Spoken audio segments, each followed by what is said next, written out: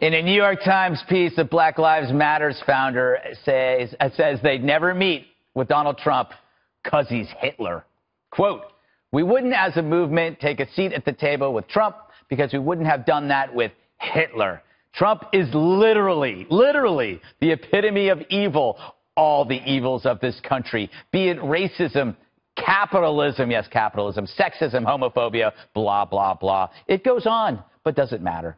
What you're seeing is a mass delusion where every action proves a monster. It's the same mania behind the witch trials or when Ronald Reagan was testing his microphone and decided to make a joke."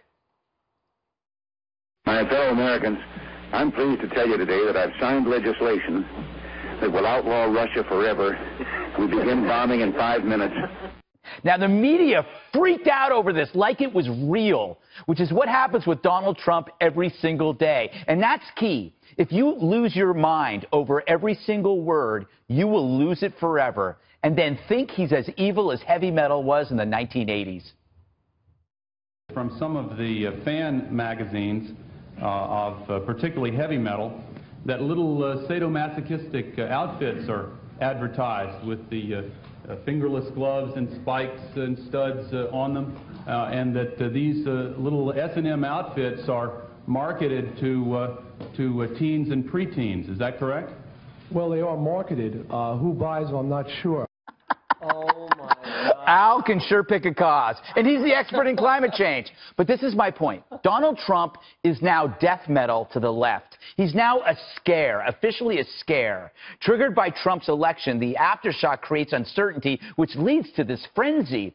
So to the left, Trump isn't just racist or insane, but now he's both. And yet the Democrats lost to him. How nuts does that sound?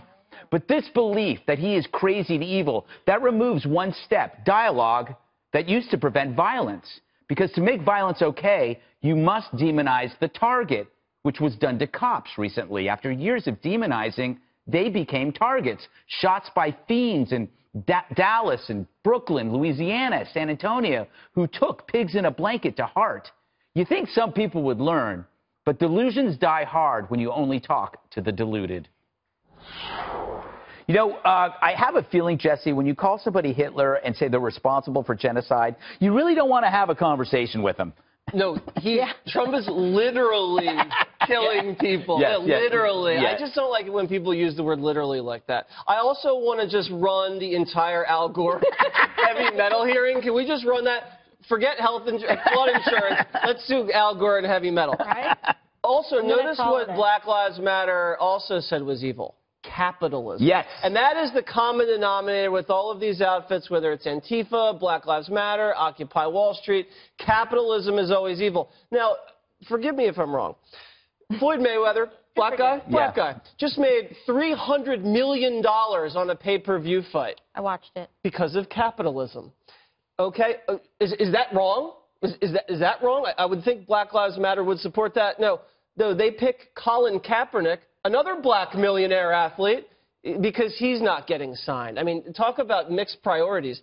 Then you know, the problem I also have with this is Black Lives Matter could have been a decent movement, you know, if they just focused on the justice and the equality. But when you compare the president to Hitler and then you chant about killing cops, it ruins all credibility.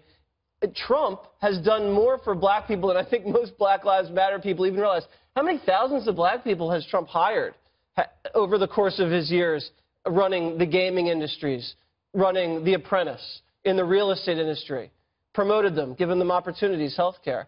I don't think Hitler would do that. What do you think, Juan? Do you think Hitler would do that? Would Hitler give him all health care? Holy smokes, what a question, Gregory. Hitler never opened a casino. That's Juan. right, he never did. Yeah. And according to what people say about how Trump treated his workers at the casinos, Hitler never told them to have the black folks off the floor when the big rollers were coming in. But, you know, what strikes me here is... You have proof of that, otherwise...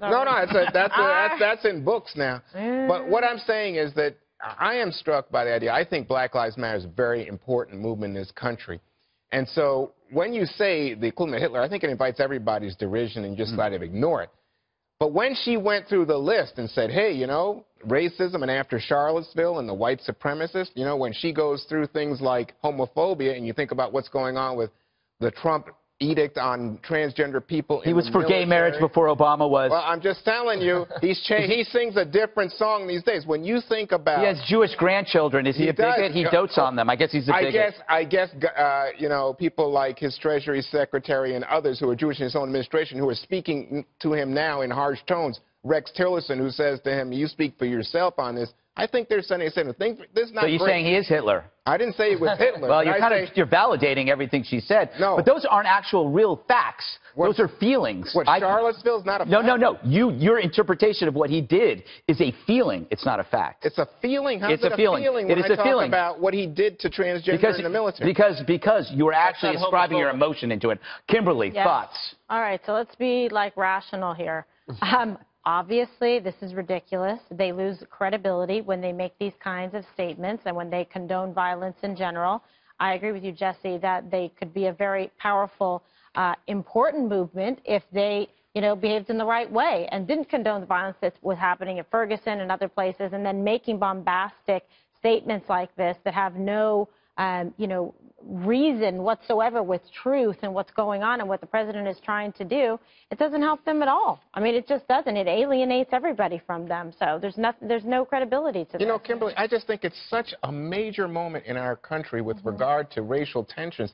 How can you say that there's no validity to that? No, I didn't say that whatsoever, Juan, but you love to try to put words. I want to get to Jillian. No, because I'm not having this go in the press where you try to make it like I said something back. You do it all the time, and I'm not having it. I'm not the doing bottom line is I said they could actually serve a great purpose to talk about racial injustice. Yes. Like Martin Luther King did, and people that have marched on both sides, white and black together, to be powerful, to make sure there is equality for minorities and for women. But when you condone violence, and when you call the President of the United States, yes, they do, then they encouraged it. Pigs in a blanket. Pigs in a blanket. That was a one-time chant in the Milwaukee March? Well, apparently That's what I'm referring to. Jillian, I got to get Jillian in here. I want to unpack one thing she said, which was she said they would turn down the hypothetical opportunity to interview the president. And I think that's a major strategic blunder, and I think it's that kind of thinking that probably contributes to the fact that they're not as visible as they were a few years ago. If you're a civil rights advocacy organization, a political advocacy organization, you exist in order to influence policy. And the way you do that is by talking to and negotiating with politicians, including those who you don't agree with, even if you think they're Hitler or Stalin or whoever. You still have to have a dialogue. And so it's that kind of mindset I fear undermines the organization. So they forgot to... We got to go. Okay. One, they're yelling.